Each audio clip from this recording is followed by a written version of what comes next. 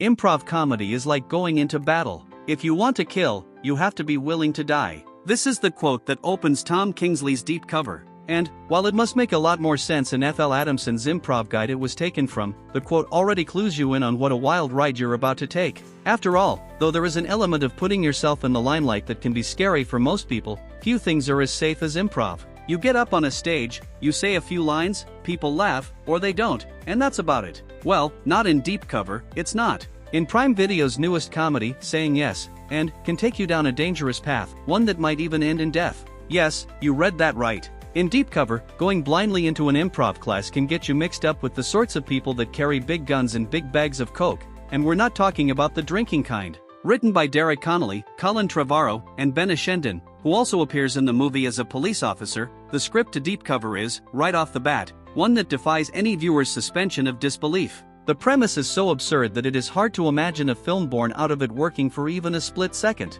Let it sink in. An improv comedy teacher and two of her students are recruited by a mysterious cop to uncover an operation of counterfeit cigarette smugglers.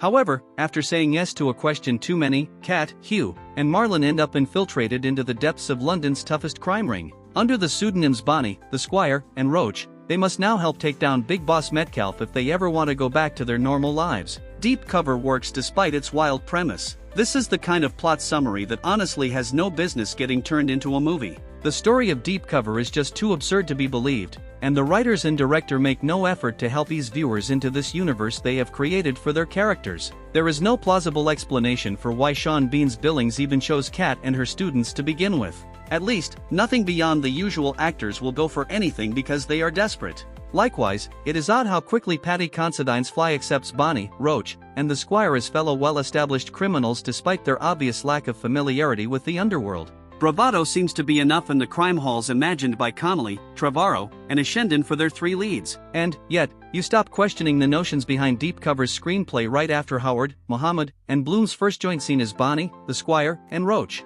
The trio of actors has such chemistry and the movie's sense of humor is so sharp that it is hard not to be captivated by what you are watching. It's almost as if you're in the audience for a particularly good improv show in which someone proposed the scenario improv comedians are trapped as members of a gang. It makes no sense, but that doesn't mean the result can't be fun and actually quite charming. Screenplay-wise, the secret seems to be the care that went into creating the three main characters, as well as the people that surround them. While it is hard to believe that anyone would employ a group of improv comedians to do an undercover operation, it's not at all difficult to buy that these particular characters would jump at the opportunity if it were to present itself to them. Kat is so humiliated by her more well-to-do friends, and Marlon, so obsessed with crafting the perfect gritty, rugged character, that they can hardly believe their luck when Billings comes along. As for Hugh, well, he just wants to be noticed. Add to this rat pack the likes of Considine's kind-hearted dealer and his assistant, Sonoya Mizuno's tough cookie Shosh, and you get a group of characters that are quite hard to resist. Things only get a little boring when Ashendon's Dawes and Alexander Owen's Beverly join in. Albeit quite well developed in their own right, Dawes is the experienced,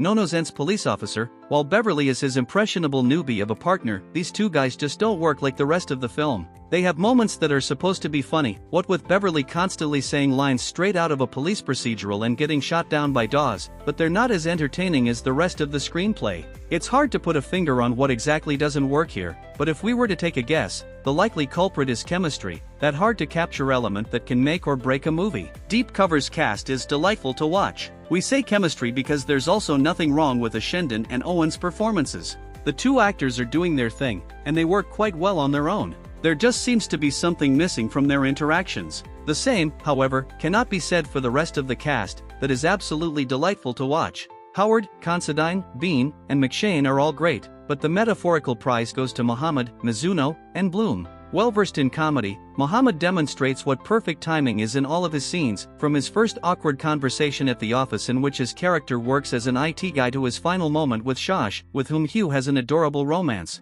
Mizuno, in turn, offers the perfect balance between softness and cruelty, making us fall for her even as she is offering Hugh a pickaxe to chop down a body. Finally, there's Bloom. Deep Cover proves that he should have remained in the spotlight all these years since Pirates of the Caribbean and The Lord of the Rings. It's also proof that he should have been used more often in comedies. Sure, his Marlon might not be as captivating as Mohammed's Hugh, but he's still quite funny, and the fact that he is a spoof of action heroes proves that Bloom sure can laugh at himself. Look, sometimes, a movie is made good by its incredible screenplay. Sometimes, it's the cinematography or the editing that does the trick, turning a veritable dud into a gorgeous, thrilling masterpiece. And, of course, sometimes, all it takes to make a good movie is a good group of actors willing to say yes, and, to their parts. Deep Cover manages to put together a pack of extremely talented people, all willing to embrace the impossible and make the best out of it. So, when the time comes to pick a movie on streaming this weekend, don't get discouraged by Deep Cover's strange synopses. Yes, it is weird.